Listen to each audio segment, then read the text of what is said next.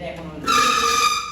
আর একটা হচ্ছে ব্ল্যাঙ্ক, মানে হচ্ছে ইভেন, মানে হচ্ছে যা করবেন সেটা একটু আস্তে শেষ হবে, মানে ইজ ইন আর ইজ আউট, এই জিনিসটা ইভেন দিলে আছে। এখন আপনি যখন ইভেন দিয়ে এটা স্ট্রেংথ বাড়াবেন তখন হচ্ছে ইজ ইন ইজ আউটটা শুরু করবে, মানে আপনার শুরু থেকে একটু আস্তে করে হয়ে শেষে আবার আস্তে শেষ হবে। আর যখন ব্ল্যান্ড দিবেন তখন এই দুইটার ব্ল্যান্ড হবে, বুঝতে পারছেন?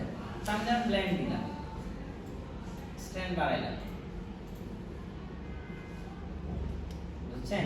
একদম সফট হয়ে গেছে না, এবার এটা আরো বাড়াই।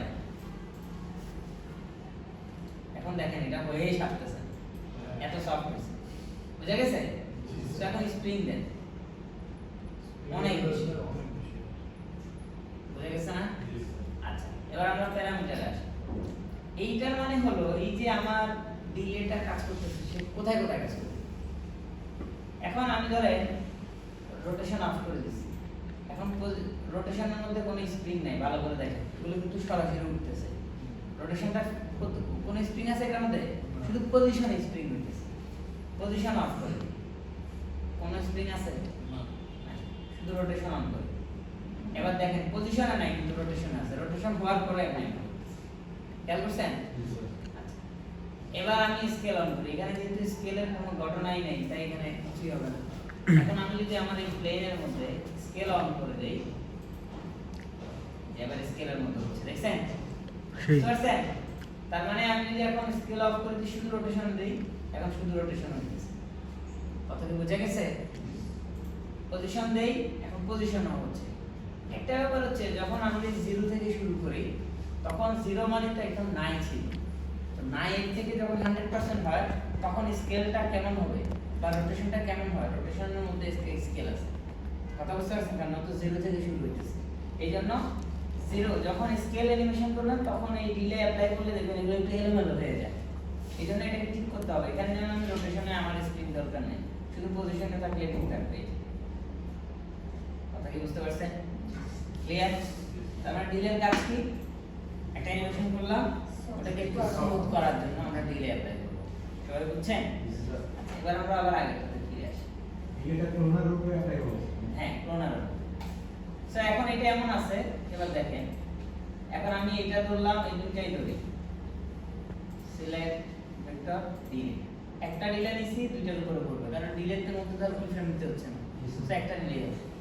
সো সানডে এখানে যান, লেটারের মধ্যে ডিলে আসছে, ক্লাসের মধ্যে শুধু একই জিনিস, দেখুন প্লেন।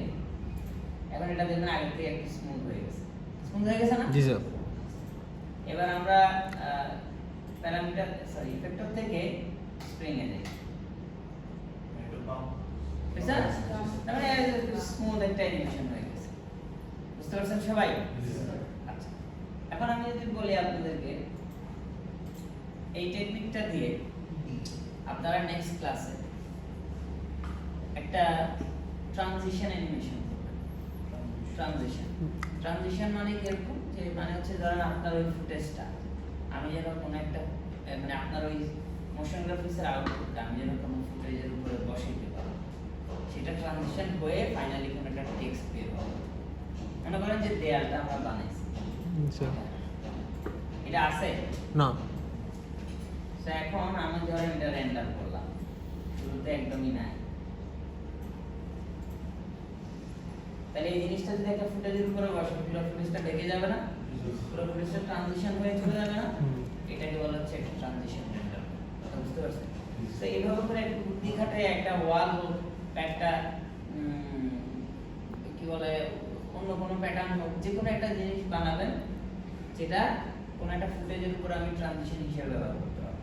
মানে এটা দিয়ে হচ্ছে ফুটেজটা ঢেকে যাবে, তারপরে একটা টেক্সট সুন্দর করে অ্যানিমেশন হবে।